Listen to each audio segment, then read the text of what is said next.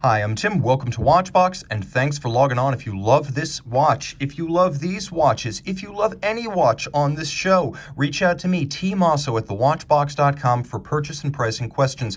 This is a gallery of watches for sale, and if you'd like to trade or sell a watch, reach out to me. Sell a watch one, sell a watch all. A full collection, no upper limit on value paid, and we transfer cash. Tim Mosso at thewatchbox.com to buy, trade, or sell watches. All right, let's jump straight in with a big piece. The first regular line 44mm Royal Oak offshores arrived in 2011, and they've been a staple of the Audemars Piguet collection ever since. This example right here features a grade 5 titanium case, a ceramic bezel, ceramic shoulders for the pushers and crown, the ceramic being highly scratch resistant, double finished, as you can see, in both satin and polish. Audemars Piguet finishes ceramic the same way it finishes metals, artisanally and with fantastic detailing. The watch is 100 meters water resistant and actually remarkably wearable. You can see on my 16 centimeter circumference wrist, I've got a little bit of clearance on both sides. So I would recommend this watch for a wrist as small as, I would say, 15 centimeters circumference. It's low enough that it'll fit underneath some cuffs, and certainly just about all jacket cuffs.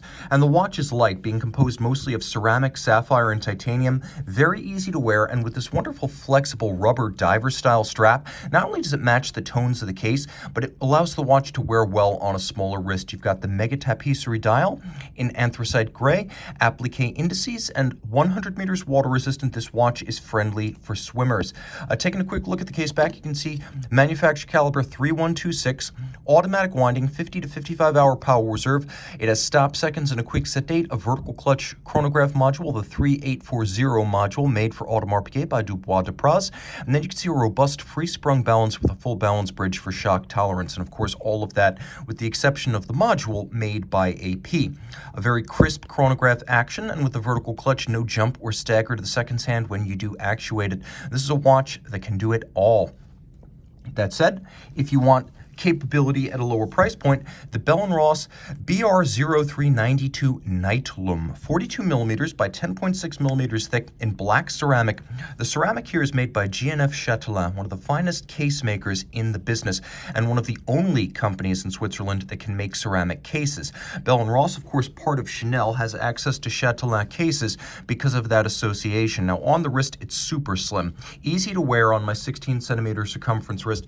I can recommend the 42 millimeter BR03 to a wrist as small as 14 centimeters circumference. The BR01 is much larger, but they have the same basic no-nonsense instrument aesthetic. The BR01 came out in 2005, the 03 in 2007. Same basic look, different fit. I prefer this one. Now, the nice thing about ceramic is it is light, it is hypoallergenic, and it is supremely scratch resistant, almost scratch proof. When you flip this watch over, you realize that it's also swimmable. 100 meter water resistant, you are good to go. This is a full-time sports watch, and you can see it comes with a beautiful olive green military style strap that's full width to match the shape of the case. Bell & Ross does manufacture in Switzerland, but its design offices are based in France, and to that end, it is very much a French designer label and hugely stylish. Day or night? Blazing at night, the Night Loom living up to its name, absolutely scorching. If you were wearing night vision goggles, you would have to turn down the sensitivity because this would otherwise blind you. Truly special and distinctive. Day or night, you know what you're looking at. Now let's take a look at Rolex, because each one of these is going to be more spectacular than the last. Starting with a full 40 millimeter diamond paved white gold 116759. It is a GMT Master 2. It still has the 24-hour hand and the local hand, so 2 time zones. You still have the bidirectional rotating bezel, only paved now with sapphires and diamonds. And my favorite detail here is the pavement of the crown guards. Now, most Rolex watches are built by machines and finished by machines, but the gem set models are still crafted by hand, making them the last Rolex watches to be truly handcrafted. The watch is still 100 meters water resistant in spite of the setting in the case. Still 48-hour power reserve, dual time capability. You can see the bezel still functions as advertised. And on an oyster bracelet, the timepiece is remarkably solid and hefty. With a solid case back of white gold, bracelet with solid links and a milled clasp, it feels heftier than a 40 millimeter watch, while still wearing thin enough that you could absolutely accommodate it with a tight sleeve. Jumping to a little bit of a different look and jumping back in time to the year 2000s, Here we have a Rolex Daytona, a 116523 yellow gold and stainless steel. A lot of folks call this the modern day Paul Newman dial, and it's certainly more than a casual nod to some of the more colorful tone-on-tone dials of the past at Rolex.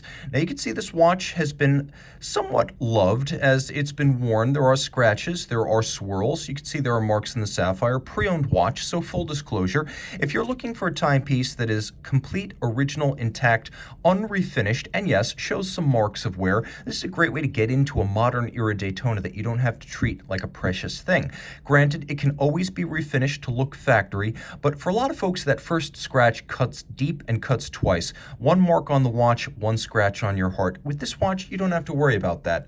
Now, 3-day power reserve, vertical clutch, and column wheel manufacture movement. You can see it has the old style Daytona clasp that was discontinued in the 2008 range. The watch is 100 meters water resistant. It has the 3-day automatic winding power reserve and chronometer certification. This watch is all about the dial. Hugely stylish, relatively rare. You don't see this case metal and dial combination constantly. This is a really, I would say, expressive watch. Among the Daytonas, this is perhaps not the one for a shrinking violet, but at the same time, if you want a watch that has been worn and can be worn, and you want something with outsized personality despite a 40mm case, this is the way to go. You can see it is thin, it is comfortable, it is loomed, and this is a Luminova era Rolex, so you don't have to worry about whether or not the dial has been replaced if it's original tritium. These were built Luminova from the factory. Everything you see here, including the scratches, is original. Now, the latest and, by some accounts, the greatest, the new 41mm Submariner, but the Submariner no date. 124060, you can see it's slim, it's broad, it's flat. It is more of a cushion case than a round case, and that's sort of how it is with these oyster case Rolex watches. They're broad and cushion-like rather than purely round. Now you can see one of the focal points of the redesign of the Submariner in 2020 was the lugs. Here you can see they're not as squared off, they're more tapered, they're a bit more elegant, and the bracelet end link is a little wider. So the watch has a 3-day power reserve. To be absolutely precise, it's 70 hours, 300-meter water resistance, ceramic capped 120 click bezel, plenty of loom, black lacquer dial. And we'll take a quick look at the bracelet and the clasp. The clasp is a highlight, of course, because on a Submariner, you get the Glidelock system, 20mm of adjustment in 2mm increments. You can use this for fine sizing, but you can also pull it all the way out over a dive suit. Note the presence of a half link built into the bracelet, so you have a couple of different ways to size this watch. Let's do a loom shot. All right, back with Rolex Chromolite Blue, you can see it has a lot of presence. You can even read the label on the dial. The pearl on the bezel is actually sapphire capped. Rolex, one of the few brands that adds that level of durability to the bezel pearl, so it'll never scratch or scrape. Of course, you have the bezel, which acts as a 0 to 60-minute count-up timer that I find to be a little bit more useful than a chronograph, because I believe it's easier to read a dive bezel than it is to read a chronograph minutes register. This sub can do it all. Plus, you have the balance that comes with the no date and the link to the original Submariners of the 1950s, including the no date subs worn by Sean Connery. Now, can you guess? You guys are pretty sharp, so I bet you can. This is the Patek Philippe Aquanaut travel time. 40.8mm in stainless steel, 120 meters water resistant, automatic winding, quite slender, with true dual time capability and a hideaway second time zone when you do not require it. The watch also features a beautifully loomed dial, a pointer style date, and day-night indicators for both home and local time. The watch is easy to wear on the traditional Aquanaut composite strap. As you can see, not broad across the wrist. I've got plenty of clearance here on each side. You can even see from overhead, the lugs are nowhere near the edge of my wrist. This is an outstanding timepiece for a smaller wrist, especially on the pliant rubber strap. And you can admire how Patek Philippe preserved the profile of the watch by using a sort of counterbalancing element in the pushers for the travel time to mirror the crown guard structure at 3 o'clock. Truly handsome, hand-finished inside and out, and very special. The 5164A came out in 2011, and a lot of folks immediately said the Aquanaut has come of age. It stepped out from beneath the shadow of the Nautilus. That said, this is no mean 5164. We get close to the dial, and you can see this one was in fact retailed at Tiffany & Co. in New York work back in 2014, making it a scarce 5164A Tiffany & Co. dial. Now, the dial itself is quite handsome with a gradient from silver graded centered almost black at its edge, loomed numerals as well as indices, and the geosphere cut. Lots to love, but this watch is all about its travel time complication and the Tiffany stamp. Now, the watch on its reverse side is handsome. As ever, with Patek Philippe movements, even when you're looking at a 324, a 215, or a 240 basic movements at Patek, you're getting a very high level of finish. Mostly manual finish. A few bevels might be started mechanically, but with screws, bevels, perlage, stripes on Patek movements, you're still getting a uniformly high level of hand finishing that is not universal at other high-end brands. Audemars Piguet, for example, and Glasuta Original. A lot of machine finishing there. At Patek, most things are still done the old-fashioned way. The movement also features a silicone hairspring for anti-magnetism, so this watch is robustly water-resistant down to 120 meters and anti-magnetic. A very special timepiece.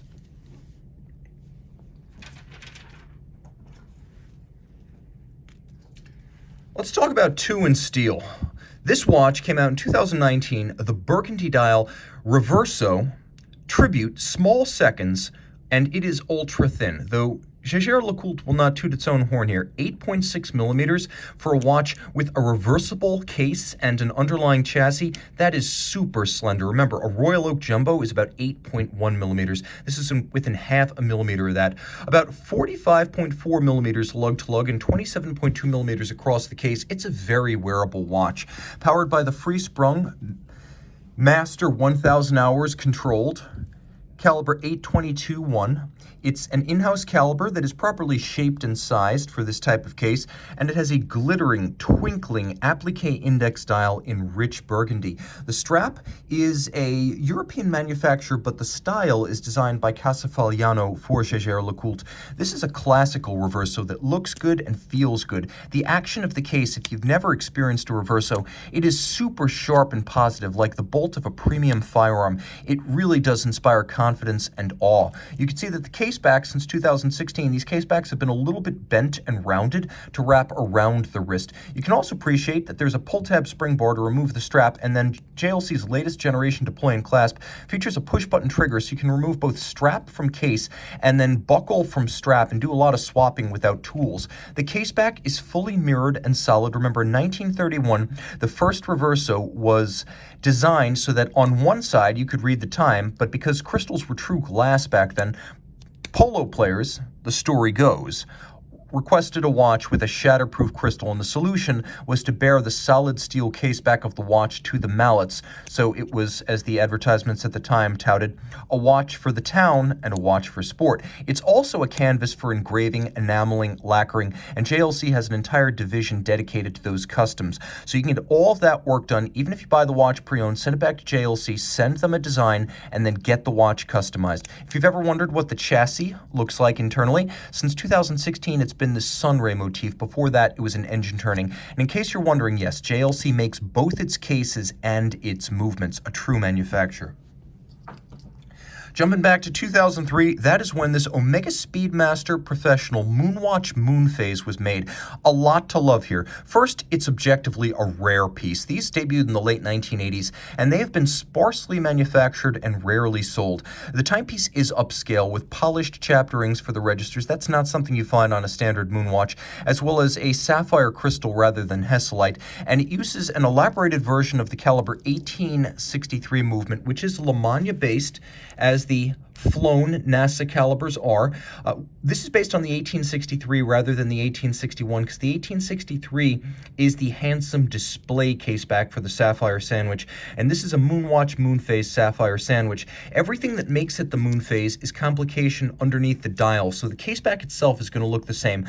Manual wind, 45-hour power reserve, 21.6 beat rate. It is a combination, as you can see, of a cam system with a lateral clutch that is super tough. That is why it is used. It is very shock tolerant, and NASA wants maximum shock tolerance. Upgrades, however, here include a steel chronograph brake rather than the Delrin used on the standard 1861, and then we have these lovely rounded bevels on the edge of all the steel parts of the chronograph as well as the bridges. They're mostly mechanical in their execution, but they look good enough that they could be hand finished. That's how well Omega and Lemania can finish these movements today. You almost can't tell the difference. 18 jewels, very, very solid, and as you can see, handsomely executed, but it is the dial, which is a combination of practical and wistful romantic that I adore. The practicality is in the chronograph and the date. You can see there is a radial date coaxial with the moon phase. The romance is the presence of a moon phase display on a moon watch, and I don't think that can be beaten. The watch is under 14 millimeters thick, so it's fairly thin for a moon watch, and at 42 millimeters, though the case is original in size to the Apollo era, it must have seemed huge back then. Today, it's actually a nice size for a men's complicated all-arounder. A very complicated timepiece by Moonwatch standards. Nevertheless, it also has the authenticity of being a Speedmaster professional. You can see it on the dial. This is not like a gray side of the moon. This is not just a moon watch. This is very closely related physically, aesthetically, and mechanically to the moon watch, and it earns that professional notation. A very special watch, a well-loomed watch, a great all-arounder, and we'll do a quick loom shot just to back that up. As you can see, exactly like a standard moon watch by night. Very, very cool. This watch, made from 2003 to 2004 in this generation, is not a common model, and this model was retailed back in 2003. This example, I should say, was retailed in 2003. Now, I've got two very special watches from Richemont. We're going to start with the PAM 497. This is a red gold, and I do mean red gold, not pink, not rose, but a red gold radiomir that is packed with complication. A 2012 model year limited edition of 250 pieces. It was part of the Panerai Special Series, and as you can see, there is a lot to love. You've got the red gold case, which features red gold hands, red gold applique numerals on a tobacco dial base with ecru or simulated patina, fauxtina, underlying disc of loom, and I really like the use of the fauxtina here because it's a complementary color. Sometimes it seems jarring on watches, but on a tobacco brown dial with a red gold case, hands and indices to match, this actually feels right. Now, this is one of the most complicated Panerai watches you'll encounter, as there is a power reserve indicator, a date, a second time zone. The watch features a 10-day power reserve. It features a zero reset hacking seconds system, and then right underneath that hand, coaxial with it, you can see there is an AM/PM indicator that is coordinated with that second time zone. So, for example, with that second time zone, you know whether you're looking at day or night. And because you have the AM/PM indicator, this hand actually moves in 12-hour circuits, which means a little bit like our Aquanaut travel time from before. When you don't need that second time zone, you can mostly cover it up and disguise it and clean up the dial of your watch. There will be a loom shot. It will be spectacular. Turn it all over, and you can see the watch is also automatic winding.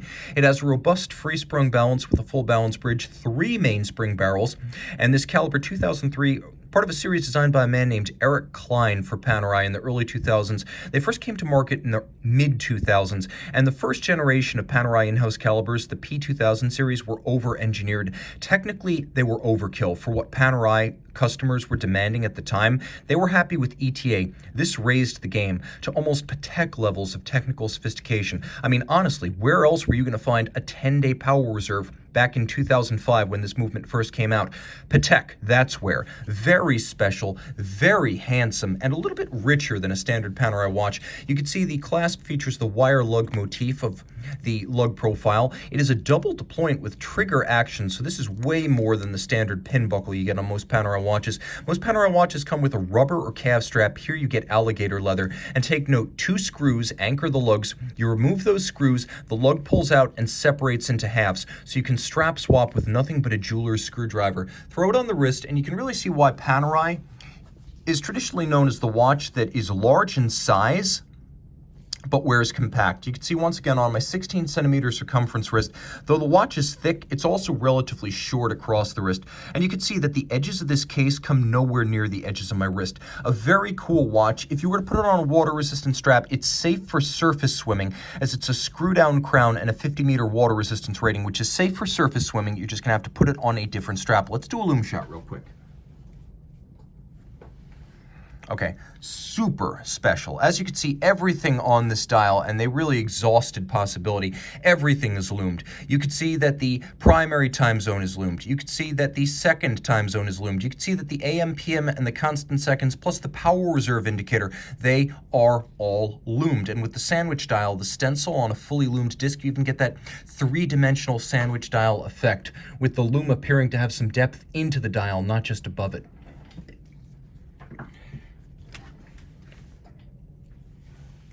Okay, this is a dress watch with a loom, but I don't think you have any idea what you're about to see. You're going to be pleased. From JLC, made in 300 pieces for the 2007 model year, this watch was launched to celebrate the opening of the Jaeger-LeCoultre Heritage Gallery, which was opened in the interest of creating a company museum. Now, they knocked down part of the entrance to Antoine Lecoultre's original workshop in order to start work on the gallery, which means there was a crumble of stones that were actually encased in lucite and included with the boxed set for this special edition. So when you get this watch, you get a huge box of commemorative items, papers, documentations, and that original piece of the wall of Antoine Lecoultre's original workshop. Now you can see, platinum. 43 millimeters, very impressive. Throw it on the wrist. It's large, but it's not overwhelming. Let me pull my sleeve back so you get a better sense of this on my actual wrist. I would wear this and I would adore this. It's a tourbillon, it's a date, it's a GMT, it's automatic winding. The movement in this watch in 2009 in a steel case won the first Concours de Chronometrie, the first chronometry shootout to be held in Switzerland since the 70s. How accurate was that watch? Well, it deviated by an average of 0.17 seconds per day. Yeah, that's impressive. A mechanical watch, keep in mind, achieving quartz levels of precision. That is the potential in this movement. Now you have a 24-hour dial up at 12 o'clock, you have a radial date indicator, and I'm going to demonstrate to you how this system works. Now, let's get the minute hand out of the way. We don't want to block our view of the tourbillon, and that's the idea behind the date system, which jumps from the 15th to the 16th in the course of one night. And you can see, by the time you wake up, the date hand has completely traversed the tourbillon aperture. It will never block the tourbillon. Let's get a little closer and take a look what we have with this tourbillon. It's free sprung, it's adjusted in 6 positions, it beats away at 28.8, so it's a high beat movement. It is a 1-minute tourbillon. You can see the tourbillon tri-spoke actually doubles as your constant seconds indicator. The use of an overcoil hairspring is uncommon for JLC, so that's a refinement that you'll find here, but rarely in JLC watchmaking. Now you can see that the timepiece features a combination of blued screws and hand-finished elements, as the bridge for the tourbillon is entirely satinated on its top and beveled on its edge. The titanium cage for the tourbillon likewise has been satinated and beveled. All of the tourbillon parts are elaborately hand-finished, and you can see that the dial features lovely horizontally opposed Arabic numerals and then diamond polished dart style indices. Roll it all over and you can see that the caliber itself is quite handsome. You have vertical stripes on caliber 978. You have a 22 karat mass, not 21, not 18, not tungsten, 22 carats. No expense spared there. And real fired blue screws, not kiln oxidized. These are fired blue screws.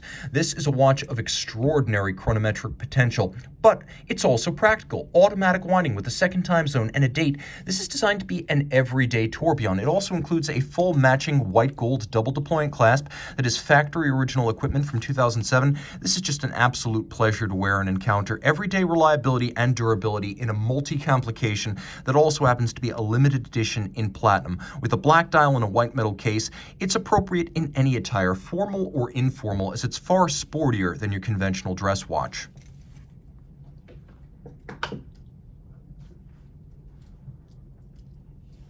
We're going way up the tech tree here with Patek Philippe. We're starting in the 1990s. Now, this is a rarely seen 3970 002R. So this is a watch that represents a full integrated bracelet, 3970 3rd series. You can see it's the 3rd series dial with baton hands and dart style indices.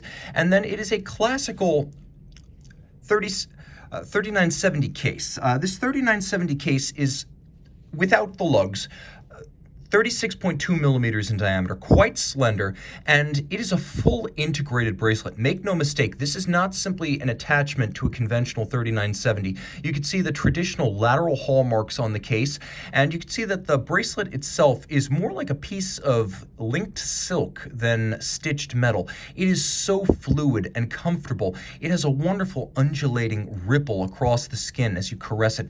I could do this all day, such are the tolerances and quality of this chainmail bracelet, which as you can see is entirely of high polish. You can even see they went all the way and they engraved the flanks of the buckle to create a truly special aesthetic. This watch is absolutely gorgeous. Handmade inside and out, the legendary Patek Philippe signature complication, the perpetual calendar, with a chronograph, all of this La Mancha-based and Geneva hallmark. Easy to wear on a small wrist. I can recommend it for a wrist as small as 13 centimeters in circumference. And just to get a sense, you can see that there's a little bit of a rigid outcropping. So the watch essentially wears the same as a standard 3970 would with lugs. That projection of the bracelet simply echoes the expansion of the lugs over the edge of the case that you'd find on a standard model. So if you know how those wear, you know how this wears. A very cool dial, perpetual calendar chronograph. It gets better on the reverse side.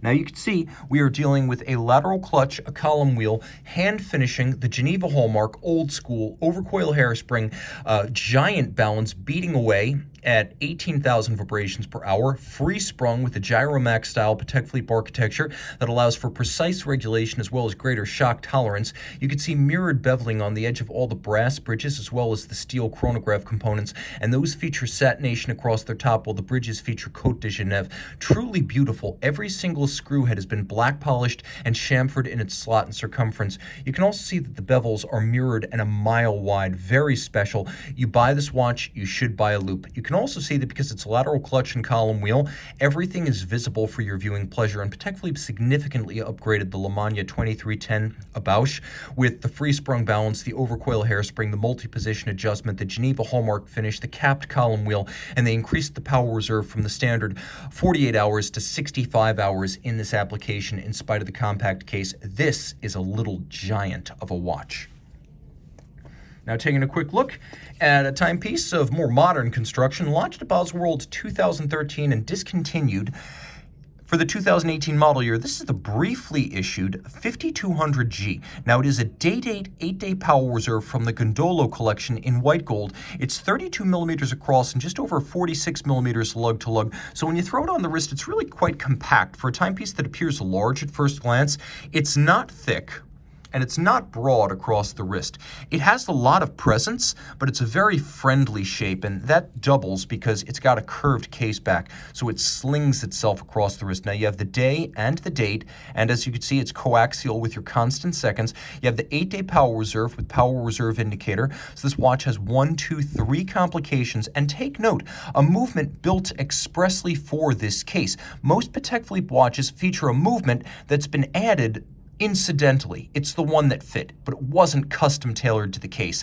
A true manufacturer will build movements that are sized and shaped for the case. For example, right here with the Aquanaut, I love the 324, but Patek Philippe had this movement for decades as the 315 and the 324 before this watch debuted, whereas this movement right here was expressly designed with this case in mind, which means this watch was ruinously expensive when new because of a movement tailored to suit and intended for low volume. Now the movement is shaped, it is sized, and it has a lovely set of finger bridges leading down from the barrel bridge, there are twin mainspring barrels, to the escapement. Now you can really see just how broad the bevels are on the edge of each of these 3 bridges. They're evocative of the pocket watch era when these finger-style freestanding bridges were more common. You can see that they are glossy, gleaming on their edges, and that the Côte de Genève are rich, ridged, and gradient, that is light to dark, perfectly aligned across bridges.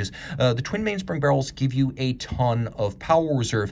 It's rated for 8 days. It'll run a little bit longer than that. In fact, you can see that it features a combination of a free sprung balance and a silicone hairspring, making it very, very resilient. These watches were also guaranteed from the factory to run no worse than -3 + 2 seconds a day, so you get a chronometric attestation, a very special compound complication with an absolute Cadillac of a movement from Patek Philippe.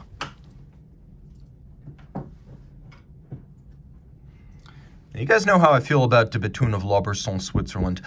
A company that makes only 150 watches a year and which has made fewer than 2,900 watches in its entire existence since 2002. No brand of that size puts more money into production capability and engineering. They probably have more patents per watch produced than any company in the industry. And I would say relative to their size, they probably spend more money on pure science and engineering research than any company in the industry. They also make their dials, their cases, and their movements in-house. So when you buy a de Bethune watch, you are getting a watch that is all de Bethune. Watchmaker Denis Flageolet, the genius behind the company, is the best in the business. There might be those who equal him, but I don't think any surpass his genius, his vision, and his love of the product. He's like us, a collector and an enthusiast. Let me grab my polishing cloth, because this watch is worth it. Now, a lot of folks don't like the outrageous look of the open dial floating lug DB28. That, of course, is the signature line for the brand, but the DB25, in my opinion, represents the best fit for a collector who loves independence, but doesn't want a Star Trek transponder on the wrist. Now, this watch, rose gold 44 millimeters, is the DB25 perpetual calendar, and there's a lot going on here. You can see there's a lovely tobacco tone guilloche dial with gilt-style rose gold printing. Now, de Bethune does its own guilloche in-house, so not only does it make the dial, but it creates the engraving effect by manually guided rose lathe. You can also see that there's a pointer date, there is a day-night indicator, there is a full spherical, blued steel and white palladium moon phase, so the sphere rotates to represent the phases of the moon. You have an aperture style day and month, and the watch is beautifully balanced with a cruciform symmetry about its dial. See the conventional lugs? For a lot of folks, this is going to be more palatable than the floating lugs of the DB28. Turn it all over, and you can see a version of caliber 2024. It is a shock-protected automatic winder with 5 days of power reserve. This bluing of the titanium is a process that de Bethune has patented. A platinum mass is used on a rotor with huge lever arms. You can see the length of these arms out to the edge, and at the center there is a patented mechanism with cantilevered anti-stiction springs that provide shock protection for the rotor. You can also see 1, 2, 3 shock protection springs on the system that keeps the balance staff located. That triple protection, the shock protection they call triple parachute, is not just patented, but it has 2 roles. 1, protect the balance staff from fracturing, and 2, recenter the staff as quickly as possible for the purpose of chronometry. Now, it's a high beat balance, so even though you get the 5-day power reserve and the complication, you're not giving up the high beat rate. There's a 2-element hairspring, 2 elements clamped together, shaped by hand, also patented, that give you concentric breathing that is equal timekeeping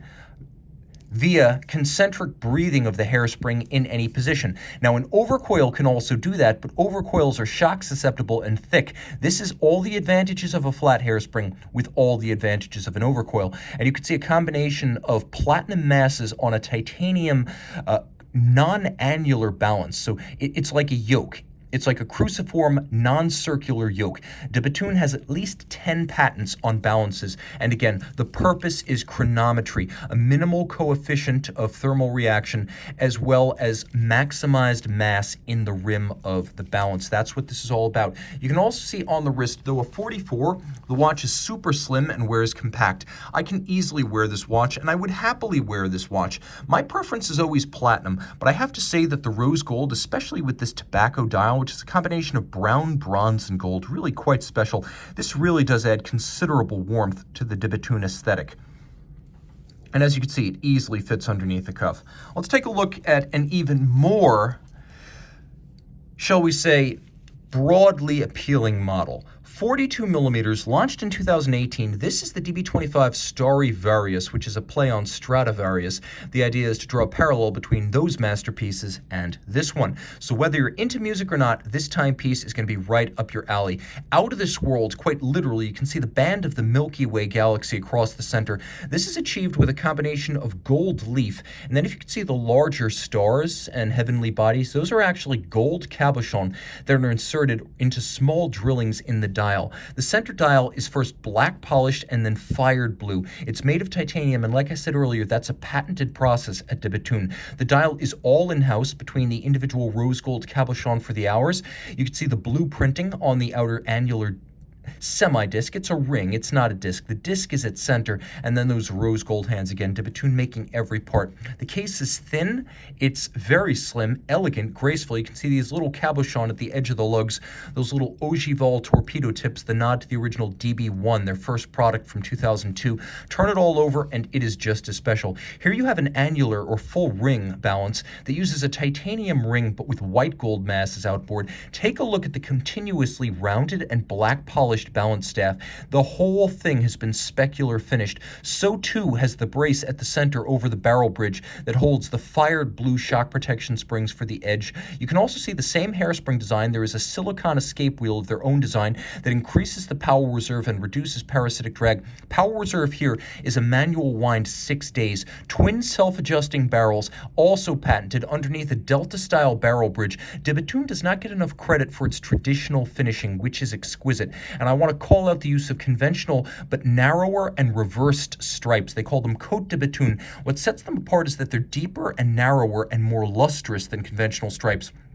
And if you look, you can see the black side of the gradient is facing outward on each side. That's because for each side of the barrel bridge, as well as the base plate, the abrasive wheel that lays down the stripes was reversed to grind outward on both sides. So you have facing or mirrored image stripes on each side. You also have lovely satination on the barrels. You have lovely black polished screw heads. And if you look closely, you can see the mirrored anglage is as broad and beautiful as anything trafficked by Carry or Philippe Dufour. It's that good. It deserves those comparisons. Pin buckle in rose gold. Let's throw it on my wrist. You can see it's thin, it's comfortable, it's graceful, and it's truly appealing. Again, 150 watches a year. Remember, FP Journe's making about 6 times that each year. Super slim. The dial is not exotic to the point of offense. This is the DB25 in what I believe to be its most broadly appealing form. If you've got the Journe, you've got the Voudelaine, you've got the Grunefeld, you're looking to get deeper into independence, and you want something absolutely unusual, but not weird unusual like an HYT, but unusual in the fact that it has rare beauty. This has that with all of the engineering and finishing chops De Bethune has to offer beneath the dial. And at the very top of the pyramid, I think in terms of price, exclusivity, and shoot the moon ambition, De Bethune and Greubel Forsey are very much on par. The difference here is that we're looking at a pure sports watch, loomed titanium inside and out and 100 meters water resistant. This is the 1 of 18 Balancier S, a sports watch from Greubel Forsey. The timepiece is quite literally 45 millimeters by 45 millimeters with a curved and cambered caseback. So on the wrist, this strap-clad titanium Sportster is super easy to wear. It's not as thick as a conventional Greubel Forsey watch. It's not thin by any means, but it's not as offensively thick as, say, a quadruple tourbillon GMT. Now, taking a quick look in profile, you can see the edges of the case come nowhere near the edge of my wrist. You can see that from overhead, too. The strap wraps around, making this watch suitable for a wrist as small as 13.5 to 14 centimeters circumference, and I really think that smaller wrist that's oval is going to be able to wear this watch. Now, I mentioned that it's titanium inside and out. You could see that the plates and the bridges here are grade 5 titanium, alternately beveled on their edges, polished on their tops, and frosted across their expanses. They are truly special. We have a 3-day power reserve courtesy of twin stacked mainspring barrels, a power reserve indicator, and we have an enormous balance that is free sprung, adjusted in 6 positions. It has an overcoil hairspring, so it's going to beat concentrically in any position. It's angled, so it always angles the balance slightly with respect to gravity. Note the use of conventional sub-seconds. The watch also includes a caseback that is masterfully finished with wire brush frosted individual bridges that feature raised black polished channels and mile-wide mirrored bevels on their edge. With Greubel Forsey, even the inner circumference and the spokes of the wheels completely chamfered and mirrored. This is cost no object manufacture from a company that has about 100 employees and makes about 100 watches a year. Short of a one-man band building somewhere between 1 and 6 watches a year, you're not going to find a ratio like that anywhere else in Swiss watchmaking. The reason they have so many people to build so few watches is the level of finish, and with Greubel Forsey, it never disappoints. The detailing is exquisite, right down to the use of the little golden chaton that fix the pivot jewels, a nod to the pocket watch era. And if you're wondering what all this lettering and graphics represents, it too is a nod to the era of traditional horology.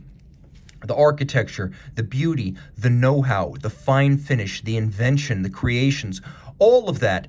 And keeping time is what Greubel Forsey is about, and that's what all of these words in aggregate come to mean. This timepiece, one of 18 made, as with de Bethune, the absolute apex of high horology, and with only 18 made, you're guaranteed to never see another one. Remember, reach out to tmosso at thewatchbox.com for purchase and pricing details of anything you see on this show.